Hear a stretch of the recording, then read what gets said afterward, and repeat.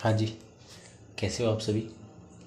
उम्मीद करता हूँ आप सब बहुत अच्छे हो और आपकी जो पढ़ाई है बहुत अच्छी चल रही है। जैसे कि हमने कम्युनिटी में एक पोस्ट डाली थी कि जो हाईकोर्ट चतुश्रेणी के एग्ज़ाम होने वाले हैं दिसंबर के आसपास, जो आपके एग्ज़ाम होंगे, उसमें जो हिंदी का जो पार्ट है वो काफ़ी ज़्यादा रहने वाला है। आई थिंक 50% के आसपास आपकी हिंदी का जो पार्ट वो रहने वाला है। तो हम इसे एक एग्ज़ाम को जो क्लियर करने का आधार है वो हिंदी को मान सकते हैं। तो मेरा कब से एक प्रयास था कि हम न्यूज़ के साथ साथ कुछ कंटेंट भी ऐसा डालें जो कि आपके आने वाले एग्ज़ामों में काफ़ी काम आए।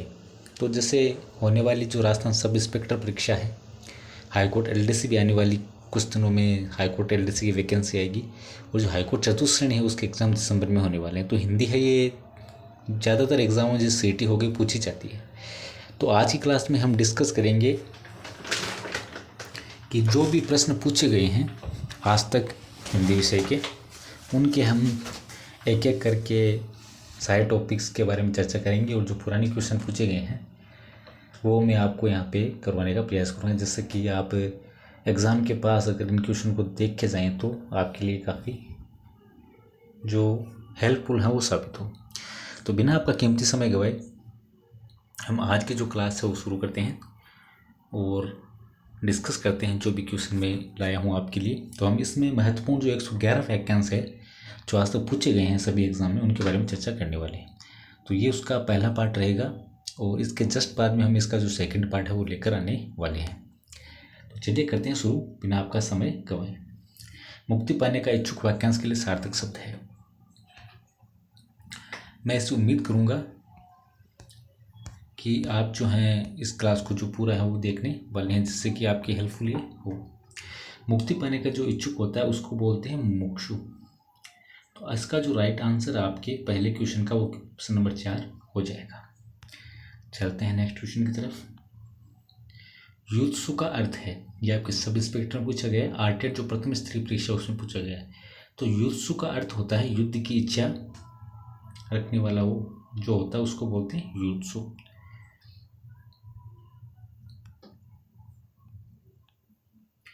युद्ध की इच्छा रखने वाला वैकेंस के लिए एक शब्द है। जैसा कि मैंने आपको बताया कि जो प्रीवियस ईयर क्वेश्चन होते हैं उनके रिपीट होने के काफ़ी ज़्यादा चांसेस होते हैं। जैसे कि अभी पीछे ही हमने क्वेश्चन देखा और वही जो सेम क्वेश्चन है वो आपके सामने फिर से आ चुका है। तो अगर हम इन क्वेश्चन को अगर बार बार प्रैक्टिस कर लेते हैं, फिर इनके टेस्ट लगा लेते हैं, तो हम अगर ये चीज़ें वापस अगर एग्ज़ाम में रिपीट हो तो इनके गलत होने के जो हमारे चांसेस हैं वो ना के बराबर हो जाते हैं। तो इसी इरादे से मैं इस क्लास को करवा रहा हूँ, और ज़्यादा व्याख्या न करके मैं आपको उसे एक रिविज़न मोड पे कराऊंगा, जिसको आप बार बार देख सकें और ये आपके प्रैक्टिस में आ सके। चलते हैं नेक्स्ट क्वेश्चन की तरफ। तैरने की इच्छा के लिए शब्द है, तो ये आपके हो जाएगा तितिर्षा। ज्ञान प्राप्ति की इच्छा रखने वाला वाक्यांश के लिए सार्थक शब्द है।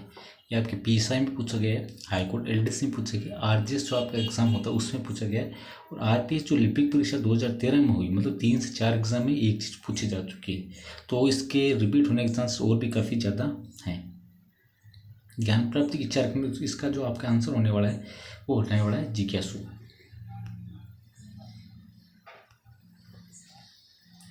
सेवा करने की इच्छा के लिए सबसे उपयुक्त शब्द है, ये आपकी कहाँ पे पूछा गया, ग्राम सेवक की जो परीक्षा हुई थी 2008 में उसमें ये पूछा गया, और इसका जो राइट आंसर है वो आपके ऑप्शन नंबर 1 शुश्रूषा इसका राइट आंसर हो जाएगा। जिंदा रहने की इच्छा वाक्यांश के लिए एक शब्द है, जिजीविषा है, वो जिंदा रहने की इच्छा के लिए एक सार्थक शब्द होगा। मरने की इच्छा वाक्यांश हेतु उपयुक्त शब्द है, तो जीने की इच्छा के लिए आपकी हो जाएगा जिजीविषा, और जो मरने की इच्छा है उसके लिए आपके लिए हो जाएगा मुमूर्षा। तो जो मुमूर्षा है इसका राइट आंसर आपके हो जाएगा।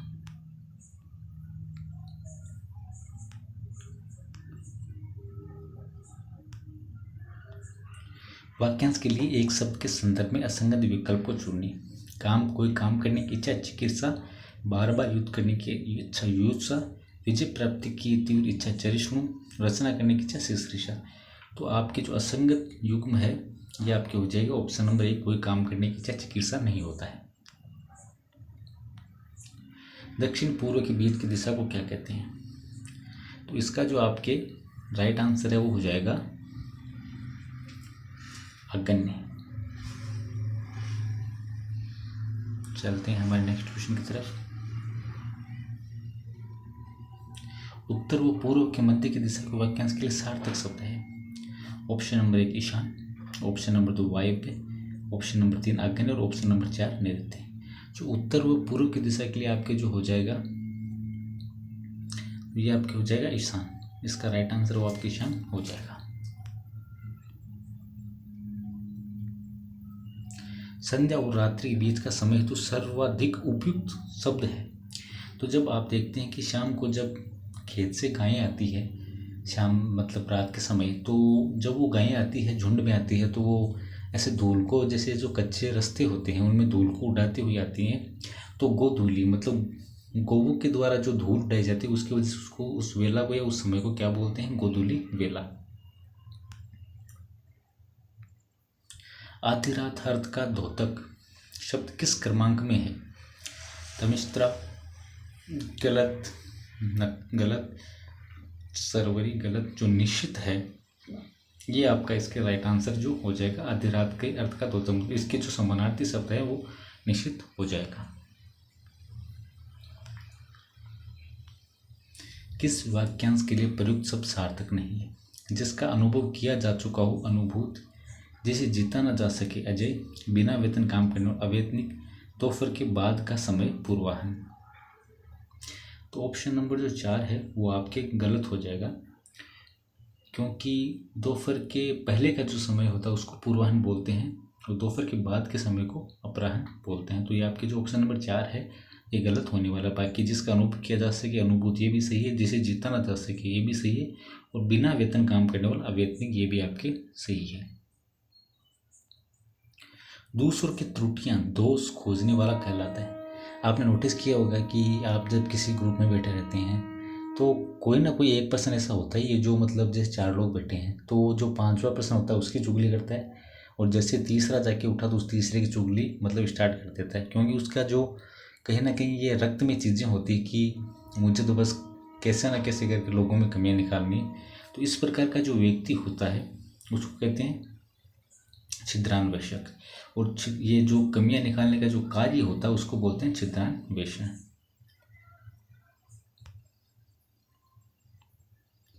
किस वाक्यांश के लिए प्रयुक्त शब्द सार्थक नहीं? परायों में दोष टूटने वाला तथ्यान्वेषी, यही गलत हो गया आपके पहला ही। जो अधम करने से डरे धर्मवीरू, ये आपके सही है। आश्रयदाता को प्रसन्न करने के लिए कही जाने वाली झूठी सच्ची बात ठकुर सुहाती, ये भी सही है। जिसने अनेक विद्वानों से विभिन्न शास्त्रों का ज्ञान प्राप्त किया हो बहुश्रुत, ये भी सही है। लेकिन जो पर्याय दोष ढूंढने वाले आपने पीछे देखे उसको बोलते हैं छिद्रान्वेषी। तो ये जो आपका ऑप्शन नंबर 1 है ये गलत हो जाएगा। हर समय दूसरों की कमियां ढूंढने वाला वाक्यांश के लिए सार्थक शब्द होगा। ये आपके पूछा गया है पीएसआई का जो 2018 में एग्जाम हुआ और द्वितीय श्रेणी शिक्षक 2011 में जो एग्जाम हुआ ये उसमें पूछा गया प्रश्न है। तो अभी हमें पीछे ही 2 क्वेश्चन में हमने इसके बारे में चर्चा कर ली है। तो मैं आपसे उम्मीद करता हूँ कि आपको अब अगर ये आपके एग्जाम में आता आप जो गलत नहीं करेंगे। तो ऑप्शन नंबर 1 है जो छिद्रान्वेषी, ये आपके इसका सही आंसर हो जाएगा। आप देख पा रहे हैं कि कैसे एक ही एक जो प्रश्न है वो बार बार हर तरह की जो परीक्षाएं हैं उनमें रिपीट होता है।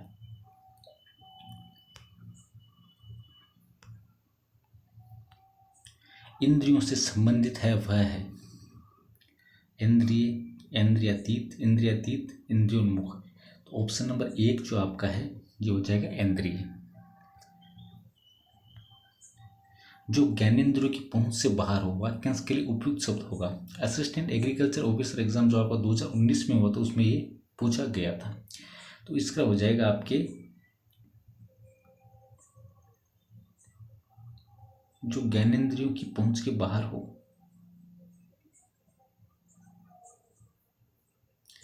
इसका जो राइट आंसर है इसमें थोड़ी सी कन्फ्यूजन है, तो मैं अगर इसको एक बार वापस चेक करके आपको बता दूंगा, लेकिन इसका जो राइट आंसर है वो होगा ऑप्शन नंबर 3 शायद, लेकिन इसमें मैं श्योर नहीं हूँ, ये मैं आपको पहले ही बता देता हूँ। जिसने इंद्रियों को वश में कर लिया हो उसे कहते हैं वो हो जाएगा आपके ऑप्शन नंबर 4 जितेंद्रिय। और जिसने इंद्र को जीत लिया वो क्या हो जाएगा, ऑप्शन नंबर 3 इंद्रजीत। लेकिन इसका जो आपका राइट आंसर वो होगा जितेंद्रिय, मतलब जिसने इंद्रियों को जीत लिया हो। अभिप्सा शब्द किसी वाक्यांश के लिए प्रयुक्त होता है। जीवन जीने की इच्छा जिजीविषा, किसी वस्तु को पाने की नितांत इच्छा अभिप्सा, अधिक खर्च करने की इच्छा, जिसके बिना कार्य न चल सके, मतलब जो जरूरी हो बहुत ज़्यादा। तो लेकिन इसका जो आपका राइट आंसर है वो हो जाएगा ऑप्शन नंबर 2 किसी वस्तु को पाने की नितांत इच्छा। मतलब कोई चीज़ जैसे कि सरकारी जॉब है, आपके दिमाग में चलता रहा कि मेरे को चाहिए चाहिए चाहिए, उसके लिए कुछ भी करना पड़े, मतलब एक जो तड़प है वो आपके मन में जो गवर्नमेंट जॉब की है उसी से रिलेटेड आपकी है। हम मतलब किसी वस्तु को प्राप्त करने की जो बहुत भयंकर वाली इच्छा होता है उसके लिए अभिप्सा का प्रयोग किया जाता है। वह स्त्री जिसका पति परदेश से आने वाला हो उसे कहते हैं। ऑप्शन नंबर 4 जो आगमिष्य पत्रिका है, मतलब कि जब पति प्रदेश जाता है तो जो उसकी अर्धांगिनी होते हैं उसको इतना फर्क नहीं पड़ता, लेकिन जब उसको पता चलता है कि मेरा जो पति है वो अभी प्रदेश से लौटने वाला है तो वो क्या होता है कि अपने पति को बहुत ज़्यादा मिस करने लग जाती है। तो इससे आप इसको याद रख सकते हैं कि जब पति आने वाला होता है वापस तो जो पत्नी है वो पहले उतना मिस नहीं करती, लेकिन जैसे उसे पता चलता है कि भाई मेरा पति है वो कुछ दिनों में आने वाला है तो वो उसको कुछ ज़्यादा ही मिस करने लग जाती है। तो आगमिष्य पत्रिका से आप इसको याद कर सकते हैं। जिसका पति प्रदेश से लौटा हो जो हो जाएगा आगत पत्रिका। ये एक ट्रिक है, मतलब जिससे कि आप कहीं ना कहीं अगर बार बार में आपके सामने क्वेश्चन आएगा तो कहीं ना कहीं आपके दिमाग में हल्का सा खटेगा। बाकी लॉजिक कोई इन चीज़ों के पीछे नहीं है, लेकिन हाँ ठीक है कि आप थोड़ा सा इसमें जो याद करने का जो है आपका तरीका वो थोड़ा सा हल्का सा बदल के इन चीज़ों को स्टोर दिमाग में कर सकते हैं। स्त्रीण शब्द के लिए सही वाक्यांश है स्त्रियों से मोह रखने वाला, गलत, स्त्रियों जैसा स्वभाव वाला। आपने देखा होगा कि हम जैसे किसी पे सवाल खड़े नहीं कर रहे हैं, लेकिन कुछ जो लड़के होते हैं उनका जो डील डोल होता है वो तो बिल्कुल लड़कों जैसा होता है, लेकिन आप जैसे कि उनकी हरकतें देखते हो या उनकी चाल चलन देखते हो तो आपको ऐसे हल्का सा उनसे ऐसी फील आती है कि भाई इसकी जो हरकतें हैं वो थोड़ी थोड़ी लड़कियों से मिलती है। तो इस प्रकार के जो लड़के होते हैं उनके लिए स्त्रीण शब्द का प्रयोग किया जाता है। बाकी देखो जिसको भगवान ने जैसा बनाया उसको वैसा ही खुश रहना चाहिए, और हम कतई किसी को छोटा या बड़ा यहाँ पे नहीं बता रहे हैं। 16 वर्ष की अवस्था वाली स्त्री वाक्यांश के लिए एक शब्द प्रयुक्त होगा। तो ये ऑप्शन 1 नंबर है जो षोडशी, ये आपका राइट आंसर हो जाएगा।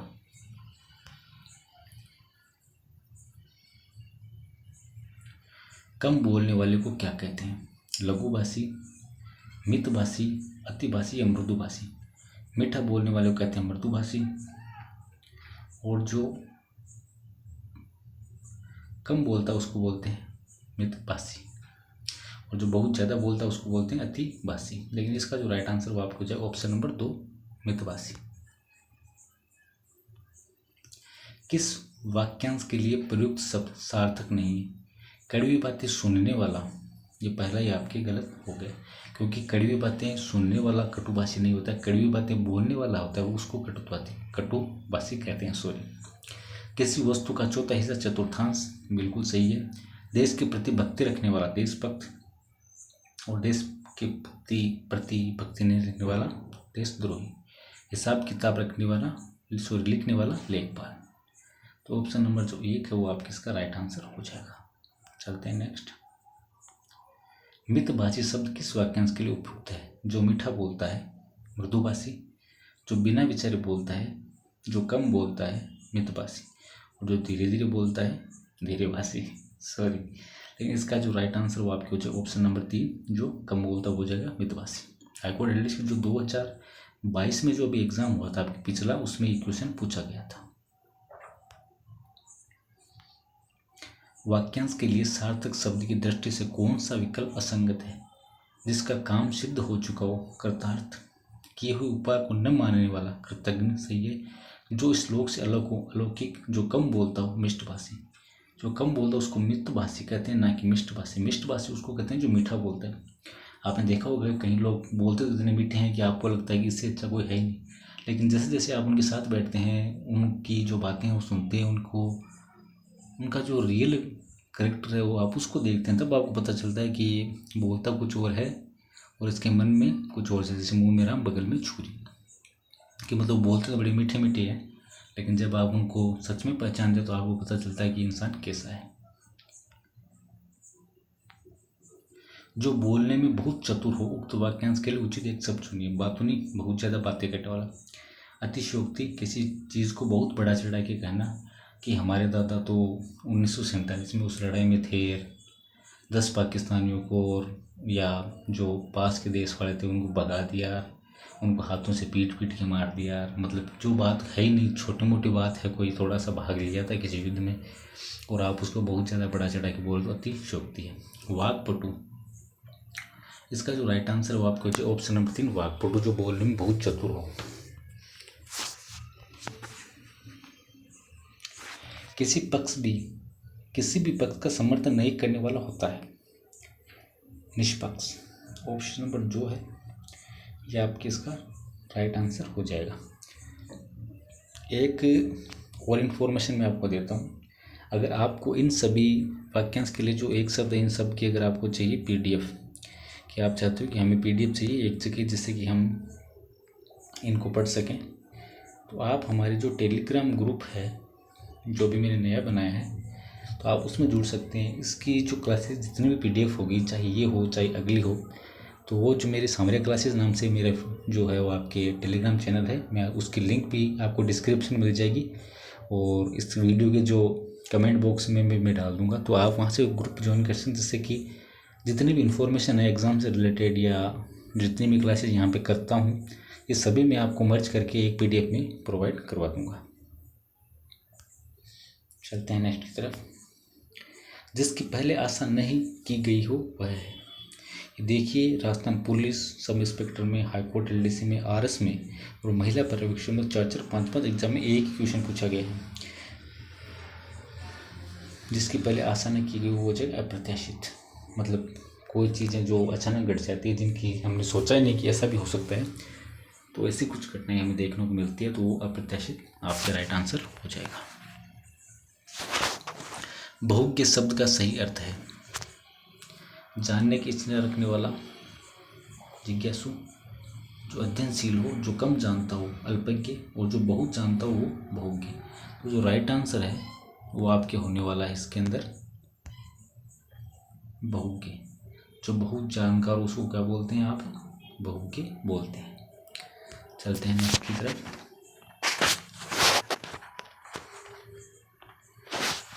जो कुछ न जानता हो के लिए एक शब्द है, इसके लिए अज्ञ है आपका वो एक शब्द जो राइट आंसर होने वाला। अल्पज्ञ जो थोड़ा कम जानता है, अज्ञ मतलब जो कुछ जानता है, और जो बिल्कुल कुछ भी नहीं जानता उसको बोलते हैं अज्ञ।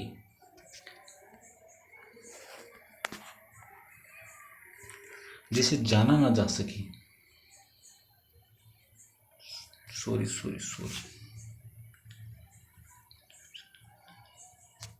जो कुछ न जानता हो इसका अज्ञ है आपकी आंसर, ये राइट होगा। सॉरी, ये नहीं होगा। जिसे जाना ना जा सके, इसका है जो राइट आंसर आपके ऑप्शन नंबर 3 होने वाला। देखिए, गलतियां हो जाती है और मैं इन चीज़ों को एक्सेप्ट करता हूँ। इसी के लिए जैसे मेरे को पता चला कि ये पिछला वाला गलत था, तो मैंने आपको सही करवाया। और जिस चीज़ में मेरे को श्योरिटी नहीं होगी, मैं आपको कतई ये नहीं बोलूँगा कि मैं ही जो बता रहा हूँ वही सही है।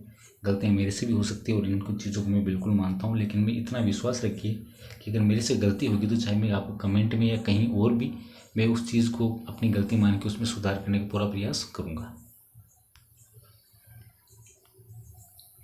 जिसमें अपमान का भाव हो वह हंसी क्या कहलाती है? भास। ऑप्शन नंबर 4 है वो आपके इसका राइट आंसर हो जाएगा। आपके 38 नंबर क्वेश्चन का हाईकोर्ट रिलेशन 2022 में और PSI का एग्जाम 2011 में हुआ, मतलब 2 एग्जाम में ये ऑलरेडी पूछा जा चुका है। अच्छाई और बुराई की पहचान का गुण कहलाता है। राजस्थान पुलिस सब इंस्पेक्टर 2011 में ये पूछा गया और इसका जो राइट आंसर वो आपके हो जाएगा ऑप्शन नंबर 3 जो विवेक है वो इसका राइट आंसर हो जाएगा। अंग्रेजी में जिसकी दक्षता असंदिग्ध हो में रेखांकित पद का अर्थ है ऑप्शन नंबर 1 संदेह रहित जो आपका है राइट आंसर हो जाएगा। निश्चित मतलब जो चीज़ें कन्फर्म हो, इंग्लिश का शब्द है। सुनिश्चित और अनिश्चित मतलब अनिश्चित मतलब जिनका कोई कन्फर्मेशन नहीं हो। कम या नपा तुला खर्च करने वाले को कहते हैं। मक्खी चूस हो जाएगा आपको कंजूस। कंजूस इसी का मतलब सेम सा शब्द है। मितभोजी कम खाने वाला मितभोजी। मितव्ययी ऑप्शन नंबर 4 है जो आपके इसका राइट आंसर हो जाएगा। मितव्ययी मतलब जो कम खर्च करता हो या नपा तुला खर्च करता हो। किस विकल्प में वाक्यांश के लिए विलुप्त शब्द सही नहीं है? जो अपने सीमित क्षेत्र या ज्ञान से बाहर न जानता हो। कूपमंडूक जिसकी सारी इच्छाएं तृप्त हो गई हो। पूर्ण काम जो विश्वास करने योग्य हो। विश्वस्त वह जो कम खर्च करता हो। अपव्ययी तो ऑप्शन नंबर 4 है ये आपके सही नहीं है क्योंकि जो कम खर्च करता है उसको मितव्ययी बोलते हैं, अपव्ययी नहीं बोलते। किंवदंती शब्द हेतु उपयुक्त वाक्यांश है। जो बात लोगों द्वारा कही जाती हो, जो बात परंपरा से प्रचलित हो, क्या कहा इसका पता न हो, जिस लोक प्रचलित कथन के रचनाकार का पता हो। ऑप्शन नंबर 4 है वो जिसका राइट आंसर हो जाएगा आपके 43 नंबर क्वेश्चन का। जो बात लोगों द्वारा कही जाती हो।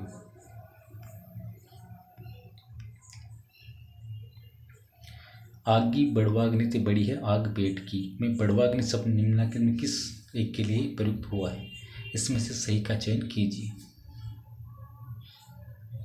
बड़वाग्नि मतलब जो समुद्र में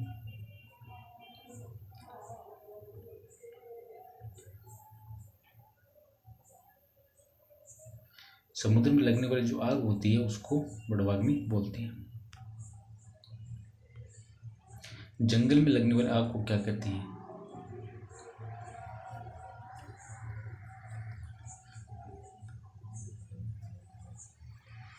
तो जो ऑप्शन नंबर 2 है वो आपको हो जाए दावाग्नि। मतलब जंगल में लगने आग लगने वाली आग को दावाग्नि बोलते हैं और समुद्र में लगने वाली आग को बड़वाग्नि बोलते हैं। और जो पेट में भूख की जो होती है उसको बोलते हैं जठराग्नि। जो व्याकरण जानता हो उसको क्या बोलते हैं? तो ऑप्शन नंबर 1 जो है इसका राइट आंसर आपके हो जाएगा व्याकरण। जो व्याकरण जानता हो, जिसको भली भांति व्याकरण का ज्ञान हो, उसको व्याकरण बोलते हैं।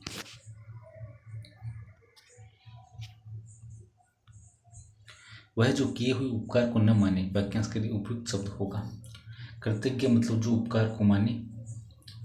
कृतज्ञन मतलब जो किए हुए उपकार को न माने कि किसी के लिए आपने कोई सहायता की या जितना भी आपने किसी के लिए कुछ भी किया, लेकिन एक समय ऐसा आता है कि जब सामने वाला बोल देते कि तुमने तो मेरे लिए किया ही क्या है, चाहे आपने पीछे कितने ही उनकी मतलब भला किया हो, लेकिन आपकी एक गलती के पीछे वो सारी चीज़ें ढक जाती है वो और वो आपको बोल देते कि आपने मेरे लिए किया। मतलब जो बिल्कुल जितना भी आपने किया उसका बिल्कुल उपकार न मान के वो उल्टा आपको ही आप पे दोषारोपण करते हैं, उसको बोलते हैं कृतज्ञ। जो किए गए उपकार को मानता हो वाक्यांश के लिए सही शब्द है कृतज्ञ। अल्पज्ञ कम जानने वाला, बहुज्ञ बहुत ज़्यादा जानने वाला। कृतज्ञ मतलब जो किए उपकार को न माने। निम्नलिखित में से किस वाक्यांश के लिए असंगत शब्द का प्रयोग हुआ है? सबको एक सा देखने वाला, समदर्शी। असंगत शब्द का प्रयोग है। उपकार को न मानने वाला, कृतज्ञ सही है। जो पहले हो चुका हो, भूतपूर्व अच्छे आचरण वाला, सदाचारी।